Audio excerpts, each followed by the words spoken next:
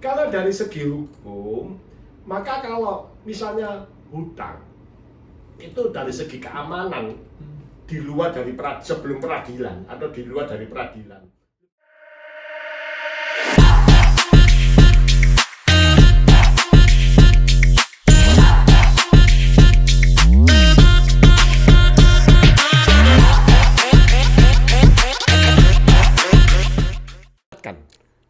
Dan nanti kalau di BAP dia mengatakan, loh saya bukan tidak mau mengembalikan, tapi saya kan belum disomasi, tidak pernah diingatkan, seperti itu. Nah, tapi kalau sudah diingatkan, itu merupakan bukti bahwa memang dia tidak mau mengembalikan. Nah, oleh karena itu masyarakat lebih senang, anggota masyarakat ya, tanda kutip lah ya, itu lebih senang menggunakan itu. Oleh karena itu sekarang kita harus membahas apakah itu sah atau tidak. Karena hukum mengatur mengenai dua sisi, yaitu satu mengenai hutang piutang, yang satu mengenai penitipan. Nah, di sisi lain, hukum perdata mengatakan ada asas terbuka, yaitu perjanjian itu boleh terbuka antara para pihak untuk membuatnya. Nah, disinilah terjadilah dua pendapat ahli hukum. Yang satu mengatakan bahwa itu tidak boleh karena bisa batal demi hukum. Nah, akan tetapi saya menjadi bertanya, batal demi hukum siapa yang menentukan? Dan pembuktinya apa? Pembuktiannya kan harus tetap ada karena kita adalah negara hukum. Betul. Ya, yang harus di cover oleh putusan peradilan. Ya, walaupun batal demi hukum kita tahulah teorinya sejak mulai dilaksanakan perjanjian itu maka itu dikatakan batal seperti itu, batal demi hukum. Akan tetapi dari pendapat dari ahli yang lain mengatakan, oh ini asas terbuka kok, dia mau melakukan apa kan silakan. BW atau saya dulu adalah dosen-dosen saya kan zaman-zaman Belanda. Jadi saya mesti kebiasaan BW. Maka yang benar yang kebiasaan sekarang ini adalah KUH Perdata. Nah, KUH Perdata ini adalah terbuka. Anda mau membuat apa tidak apa-apa. Ini hanya patokan. Yang penting para pihak sepakat di dalamnya. Nah, ini maka polemik ini mungkin belum terselesaikan. Karena banyak kasus-kasus yang muncul itu kadang-kadang menjadi penitipan. Penitipan yang keperdataan akhirnya menjadi pidana penggelapan. Karena memang KUHP menentukan demikian sehingga asas legalitas yang nullum delictum nulla poena sine privilege penalale itu dari muda saya hafal. Supaya tidak lupa, bukan sombong ini, supaya nggak lupa. Saya ulangi lagi seperti itu. Ya, itu asas legalitas masuk unsurnya. Ya, itu yang menjadi suatu problem. Nah, kenapa? Kenapa dengan adanya pemidanaan tersebut anggota masyarakat mungkin tanda kutip suka lebih cepat. Ya, kenapa? Nanti sekarang ini juga ada apa itu namanya perdamaian itu di kepolisian nih, restoratif justice. Justice. Nah, mereka pada umumnya kalau unsurnya sudah memenuhi, ya toh, nah, maka dia mau melakukan pembayaran. Ya.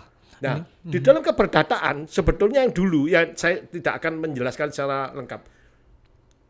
Sebetulnya ada ini paksa badan, gesling. Tapi entah gesling ini kurang berjalan atau bagaimana seperti itu. Saya tidak akan melanjutkan. Wah, luar biasa penjelasan Pak Tan dari A sampai Z dijelasin semua ini. Sampai kita bingung nih mau nanya apa, padahal masih banyak yang perlu ditanyakan. Saya jelaskan dulu kepada clickers. Jadi kenapa sih kita Pak Tanu itu menggunakan bahasa BW ini penting juga saya sampaikan karena guru-guru kita yang dulu BW itu Burgerlijk Wetboek karena belum ada satu peraturan perundang-undangan yang menyebutkan bahwa BW sama dengan Kitab Undang-Undang Hukum Perdata, berbeda dengan WVS, Wetboek van Strafrecht, sama dengan Kitab Undang-Undang Hukum Pidana. Itu diatur ya dalam Undang-Undang Nomor 1 tahun 1946. Nah, itu makanya kenapa guru-guru kita dulu menggunakan BW karena nggak ada nih pasal yang undang-undang yang nyebutin BW sama dengan Kitab Undang-Undang Hukum Perdata. Tapi secara tidak langsung ada beberapa peraturan perundang-undangan yang menyebutkan hal itu sama. Itu saya mau klarifikasi sedikit. Makanya Pak Danu menggunakan bahasa BW itu Kitab Undang-Undang Hukum Perdata. Dari sisi perdata sudah nih ternyata untuk utang piutang dan penitipan itu ada choice of law, ada pemilihan antara hukum pidana dengan hukum perdata. Pak Tanu sudah menjelaskan kulitnya. Nah, kita langsung ke tembak ke pasalnya nih. Gimana teorinya, bagaimana kitab undang-undang hukum pidana itu mengatur. Nah, menurut Bu Evi nih, kan ini terjadi utang piutang, ada penitipan. Nah, apakah itu bisa disebutkan sebagai pasal penggelapan yang seperti Pak Anu bilang nih, diatur dalam pasal 372 ya di kitab undang-undang hukum pidana yang eksis sekarang, dan ada yang baru ya, kitab undang-undang hukum pidana kita yang baru di Undang-Undang Nomor 1 tahun 2023. Nah, ini ada di pasal 486 kata Pak. Menurut Bu Evi bagaimana tuh? Apakah kita bisa menggunakan pidana padahal objeknya tuh tipis banget dengan hukum perdata? Gimana menurut Bu Evi? Ya, baik. Kalau dalam hukum pidana ya, sebenarnya penitipan. Oh ya. Oke, saya aja ya. Oke, Bu ya. Evi. Kalau dalam hukum pidana, selama unsur-unsur itu terpenuhi ya, unsur-unsur itu terpenuhi, itu bisa dikatakan. Jadi misalnya penitipan. Nah, penitipan terus diarahkan ke ini ya, penggelapan. Ya kan, di penggelapan. Nah, selama unsur-unsur dalam penggelapan itu terpenuhi, otomatis bisa. Oke. Otomatis bisa. Jadi barang yang didapat meskipun bukan diperoleh dari melawan hukum ya, memang di penguasaannya itu iya kan. Iya, betul. Tapi selama unsur-unsur itu terpenuhi, itu bisa. Selama unsur-unsur dalam penggelapan itu terpenuhi, itu bisa. Jadi perbuatannya ada perbuatan penggelapan. Oke. Seperti itu. Oke, kalau boleh tahu unsur-unsurnya apa aja tuh di pasal 372 maupun di pasal 386, Bu Evi? Pada prinsipnya sama ya. Satunya tindak pidana, satunya kejahatan. Oh gitu. Iya. Okay. Jadi cara memperoleh barang itu tidak dari melawan hukum. Beda kalau pencurian. Oh iya betul. Ya kan. Nah, tapi penguasaannya itu nanti ketika diminta dia tidak bisa memberikan. Nah, itu dikatakan penggelapan. Oke. Ya, itu. Misalnya saya objek utang piutang, saya nggak bisa kembaliin, jadi unsur penggelapan seperti itu. Ya, tapi di sini perbuatannya. Oh, perbuatannya. Bukan yang kita kaji bukan dari sisi perjanjian, tapi dari sisi adakah perbuatan-perbuatan yang dilakukan itu memenuhi unsur-unsur dalam delik penggelapan. Oke. Seperti itu. Itu ya, itu choice of law antara hukum pidana dan hukum perdata. Oke. Balik ke Pak Tanu, saya masih penasaran nih. Kan memang Pak Tanu misalnya saya pengen injemin uang saya ya, misalnya ada orang mau minjem uang saya kasih. Nah, tapi kan kayak tadi kata Pak Tanu bilang, kita malas nagih. Kalau saya baca di Warmut itu, Warung Madura itu, malas nagihnya, nggak boleh bon nih, karena malas nagihnya, malas dramanya. Nah, itu kan malas banget kita mau melakukan betul, utang piutang, tapi kita juga yang harus tagih gitu. Nah, berarti di sini ada Pak Tanu, antara utang piutang dengan kita mau tagih itu sebenarnya kita dilindungi gitu ya Pak Tanu ya. Oke. Bentuk perlindungannya itu seperti apa Pak Tanu? Misalnya saya mau kasih utang tapi saya nggak khawatir gitu. Itu gimana caranya Pak Tanu? Jadi begini ya. Ini sebelum bahas itu ada satu hal yang saya lupa sampaikan. Ada orang yang mengatakan, "Loh, dia itu teman. Saya beri utang, sekarang malah jadi seperti musuh. Karena begitu ketemu dia menghindar." Nah, ini penyakitnya uang mungkin ya. Nah, ini gimana ya? Saya bingung ya. Tapi itu di luar hukum lah, itu psikologi ya. Nah, kalau dari segi hukum, maka kalau misalnya hutang itu dari segi keamanan di luar dari sebelum peradilan atau di luar dari peradilan, lebih baik ada jaminannya. Oh, jaminan. Ya, kalau ada jaminan dengan janji, kalau memang dalam waktu sekian dan sudah disomasi, diberi teguran 3 kali, ternyata tidak dilakukan, maka itu akan menjadi hak daripada yang punya duit ya, yang menghutangkan seperti itu. Nah, kalau mau agak besar ya ke notaris lah. Mungkin kalau nilai kecil ya mintalah supaya notaris bisa memberikan keringanan lah, membuat akte kan seperti itu. Jadi memang tetap keperdataan. Tidak selalu keperdataan itu pasti merugikan. Oh gitu. Tidak. Ya, ada jalan lain.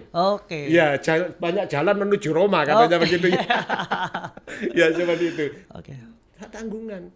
Kalau tanah, kalau besar ya. Kalau enggak, taruhlah arloji, harganya berapa?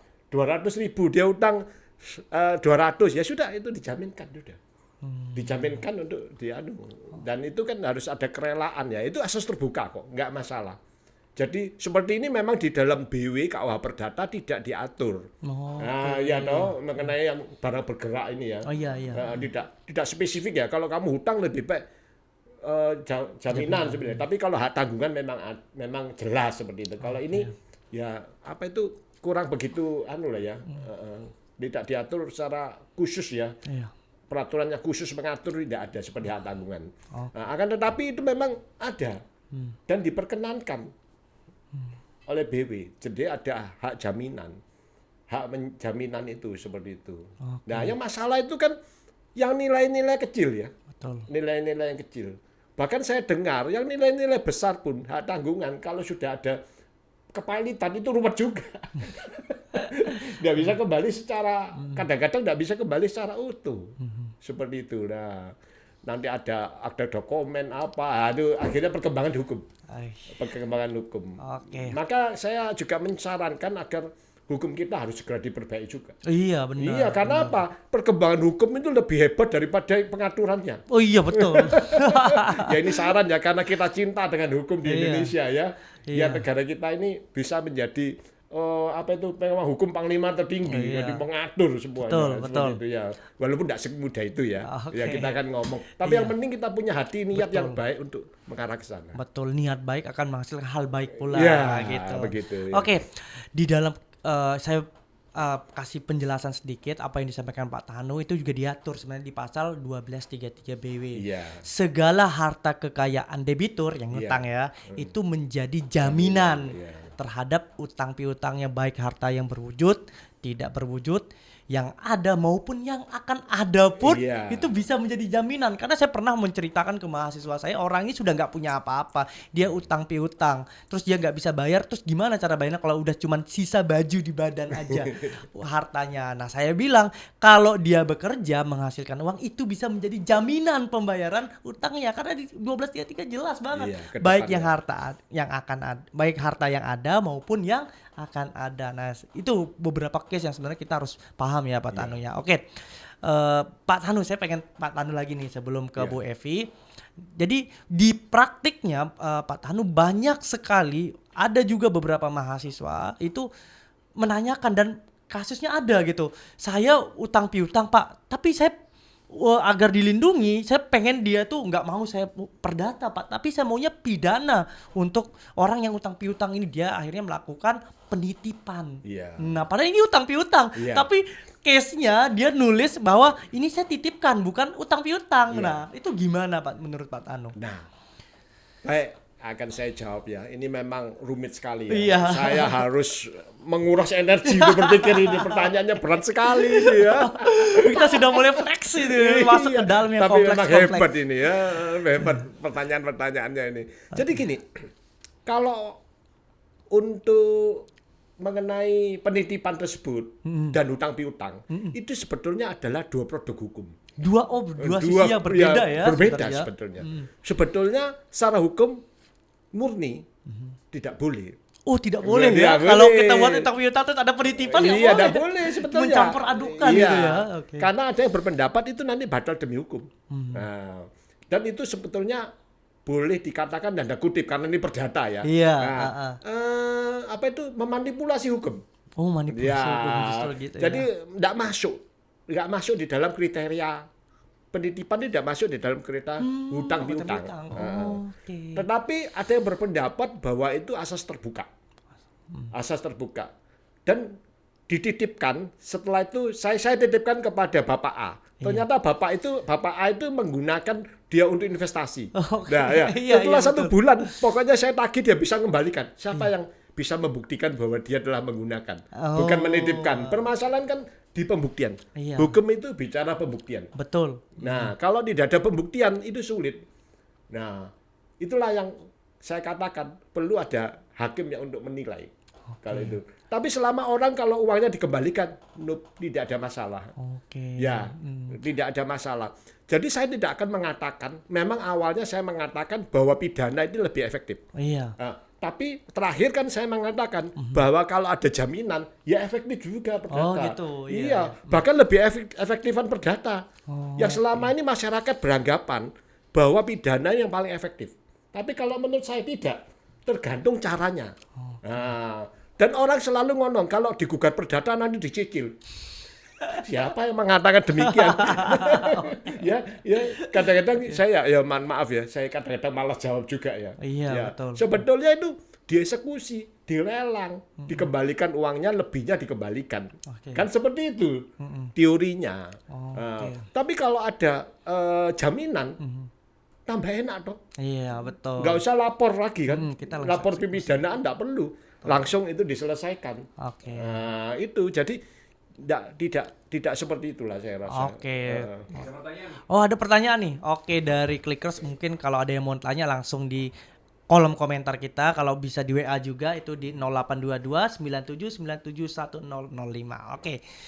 Apa batasan yang membedakan antara one prestasi dan niat menipu? Wah, ini pertanyaan iya, wah, iya. ini sangat tipis ini Iya. yang biasa dipertanyakan juga nih. Iya, Apa iya. sih bedanya one prestasi sama penipuan? Iya. Wah, itu Oke. dari Pak Tanu dulu apa dari Bu Evi dulu? Terserah. Oke, dari Pak Tanu dulu. Ya. Gimana tuh? Apa bedanya one prestasi dengan penipuan? Iya. Menurut Waduh, Pak saya Tanu? minta waktu seminggu lagi saya jawab.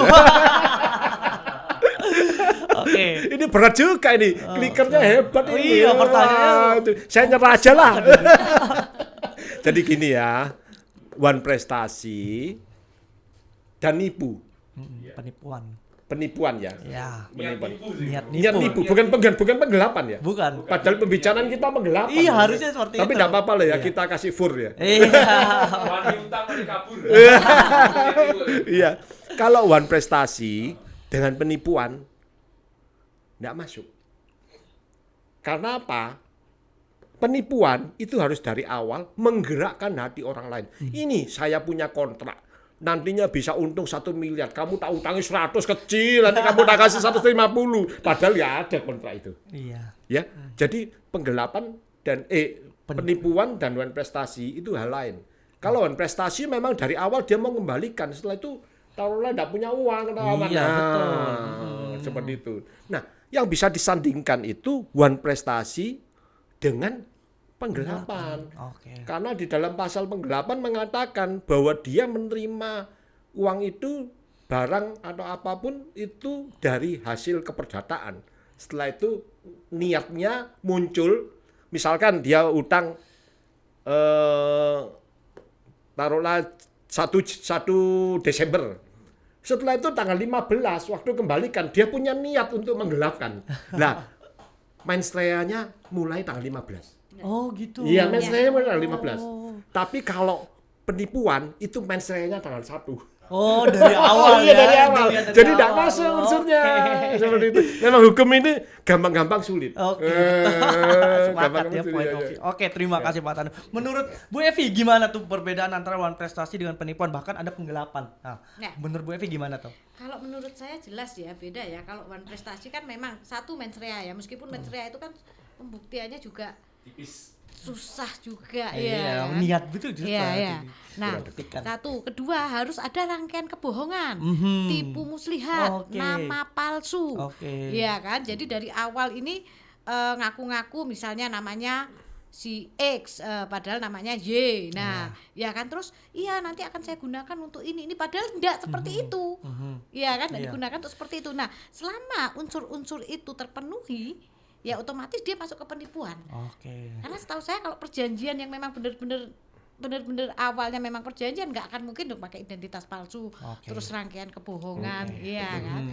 Nah, Oke. seperti itu. Oke, terima kasih Bu Evi. Pasalnya pasal 362 ya? Iya. Kalau penipuan atau Penipuan. betul ya? 4 kalau yang baru 489 Oke, deh. Pak. Oke. 489. Saya menambahkan ya pernyataan dari Pak Tanu sama Bu Evi biar lebih jelas. Nah, maksud beliau-beliau ini seperti ini. Jadi 492 nih. dalam fase penipuan dan one prestasi kita akan membandingkan dua hal, dua waktu. Ada yang namanya antefaktum dan ada yang namanya postfaktum. Apa sih bedanya antefaktum dan postfaktum?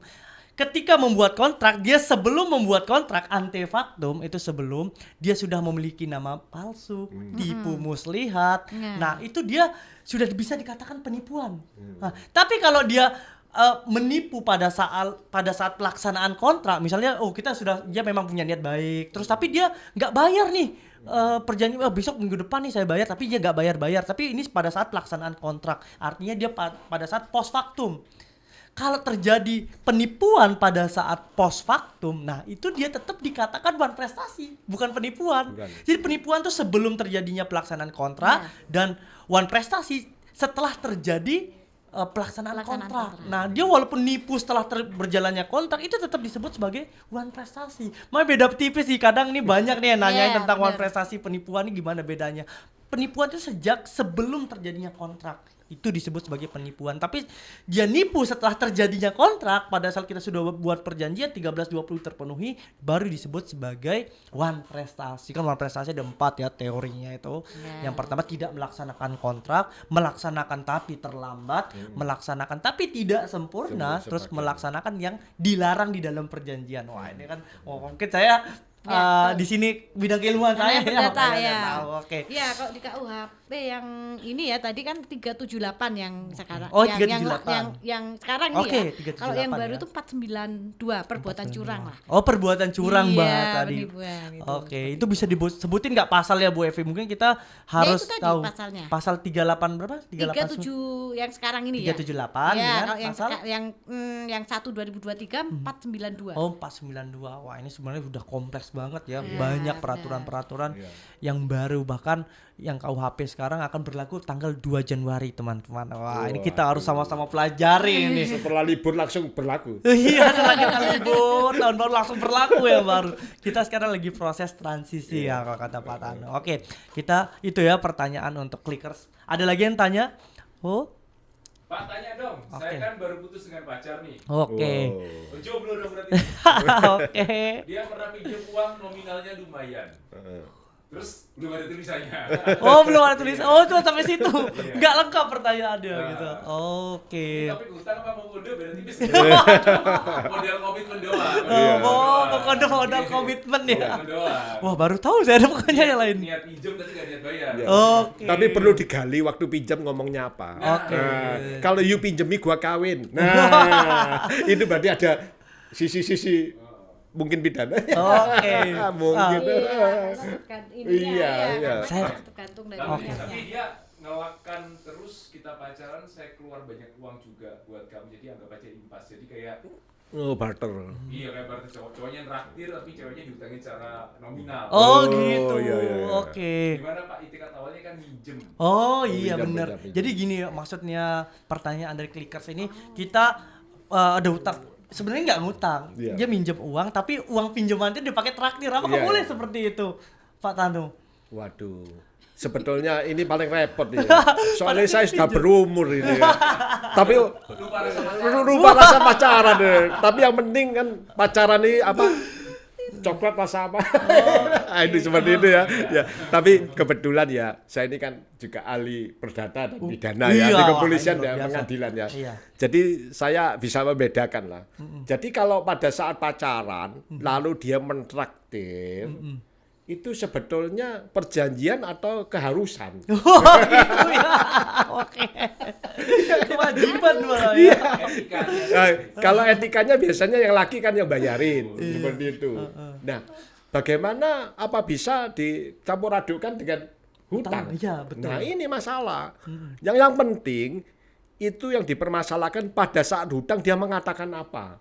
Misalkan, kamu tak hutangi dulu, aku ada proyek. Padahal nggak ada proyek, itu kan ini penipuan. Iya. Pokoknya atau nanti kalau you utangin saya, nanti saya mau jadi istri yang baik, tak kawin kamu, dikawin siap gitu loh.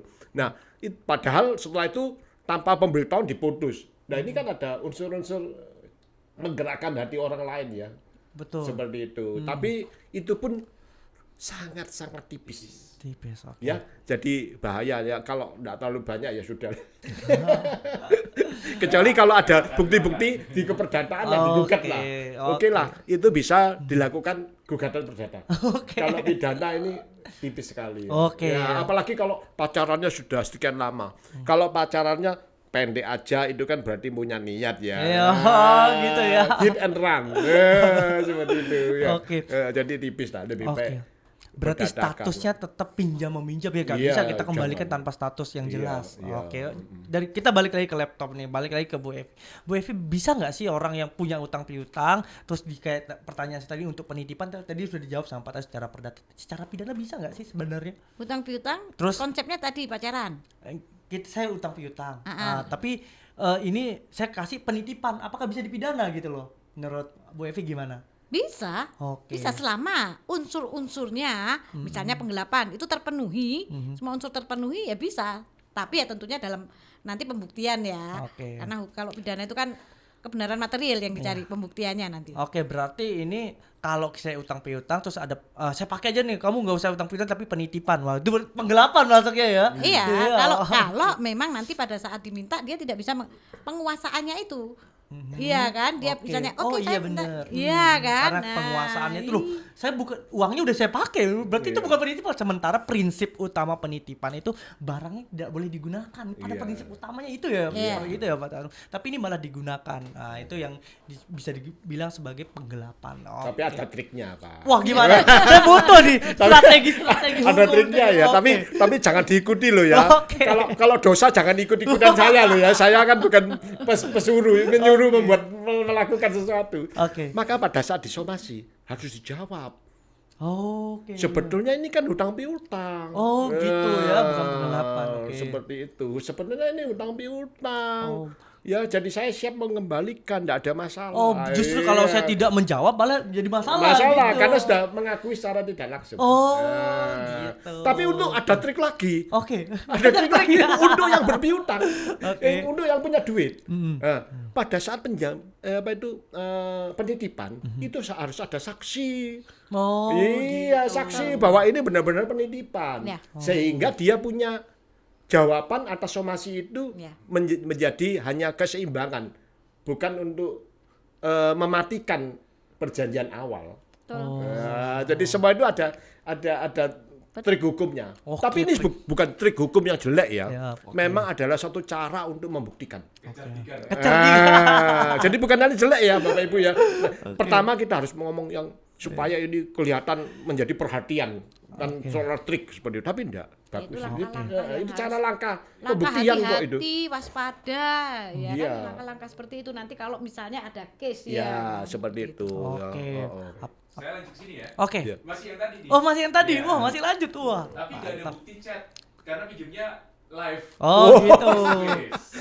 Nah, terus ada sautan nih. Udah ikhlaskan aja Mbak semua. Terus ada lagi nih dari Amalia.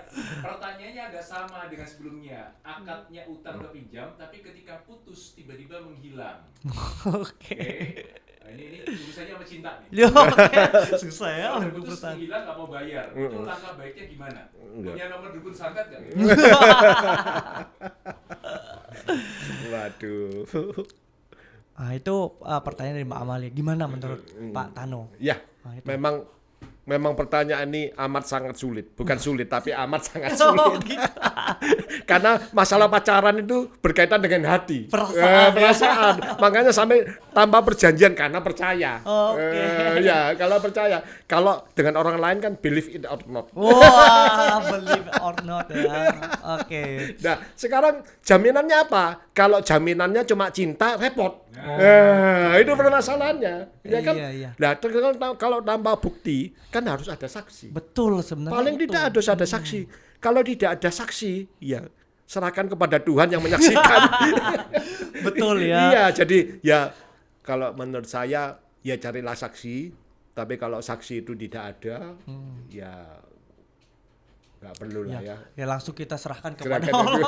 Ya, betul-betul. Ya, begini maksudnya Clickers Pak Tanu mengatakan itu di pasal 1866 itu kan ada alat bukti di hukum perdata. Pertama memang dia pertama itu surat Iya. atau bentuknya tertulis ya, surat yang tertulis. Nah, yang kedua itu baru saksi. Nah, kenapa sih 1866 BW itu menyebutkan yang pertama itu surat atau alat bukti tertulis? Karena kebenaran untuk hukum perdata itu kebenaran formil. Iya, formil, bukti Sedangkan kalau di tertulis. saksi di hukum pidana itu di 184 ya ayat 1 itu yang pertama itu keterangan saksi karena dia mencari kebenaran material.